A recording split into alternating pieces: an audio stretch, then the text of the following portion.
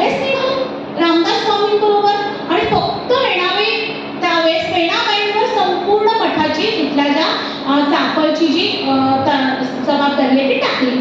उत्सव जवळ आलेला एवढा मोठा उत्सव म्हणजे आता आपल्याला काय सांगायचं ना. गुरुपौर्णिमेची काही 2-2, 3-3 महिने इंदोर मधल्या भगिनी करतात, इंदोर मधले बंधू करतात. 2-2, 3-3 महिने प्रचंड कष्ट घेतात तेव्हा हा गुरुपौर्णिमेचा उत्सव होतो.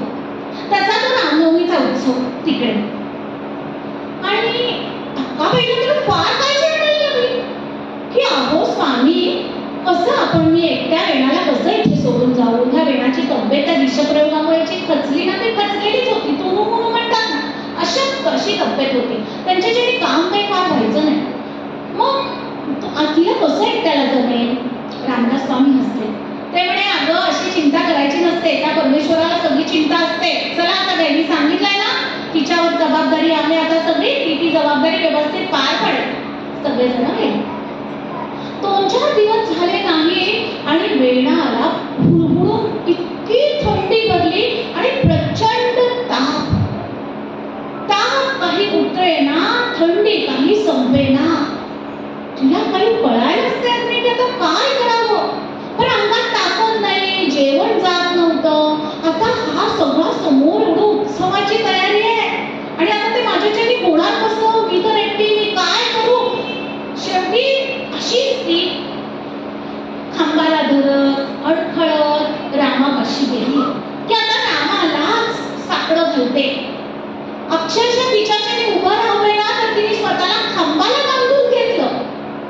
आणि ती काय म्हणायला लागली रामाला, पतित पावना जानकी जीवना, पतित पावना जानकी जीवना, अरविंद नयना राम राया, अरविंद नयना राम राया. अक्का गावा गेली मज रेखा झाली. अक्का तर गावाला गेली. घरचा आधार होता ना, त्या आश्रमाचा आधार अक्का स्वामी, अक्काबाई. आणि अक्का तर आता गावाला गेली. मला ती अशी व्यथा झाली आहे. मी तर अशी आता आजारी पडली आहे. आता मी काय करू. दयाळा राहिली नवमी तुझी. अरे हे दीन दयाळा, तुझी नवमी आली रे. तुझ्या रामनवमीच्या उत्सवाची मला तयारी करायची आहे आणि माझी तर ही अवस्था. आता मी काय करू. अक्का गावा जाता निरविले समर्था, तेव्हा रघुनाथा सार्थ करी. रघुनाथा, माझ्यावर फार मोठा विश्वास टाकून गुरुदेव गेलेत रे. समर्थ साताना काय म्हणाले, मला खात्री आहे वेणा सगळं नीट करेल. आणि मग आता कसं होणार. ते तर सगळं माझ्यावर टाकून गेले आणि मी त्यांच्यापुढे काय उत्तर देणार. नवमी समारंभ पाहू द्या बरवा, नवमी समारंभ पाहू द्या बरवा, मग देख राघवा जाओ राहो.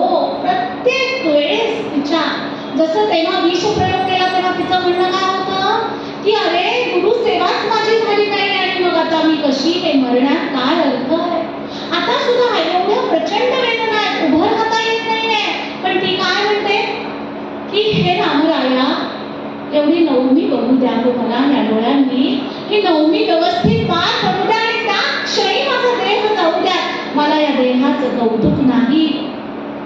मग देह राघवा जाओ राहो, सो सवेना वेथा ऐका सीता कांता, सो सवेना वेथा ऐका सीता कांता, वेणीचे आकांता पाओ वेगी, वेणीचे आकांता पाओ वेगी, सत्वर धावून ये रे राम राया.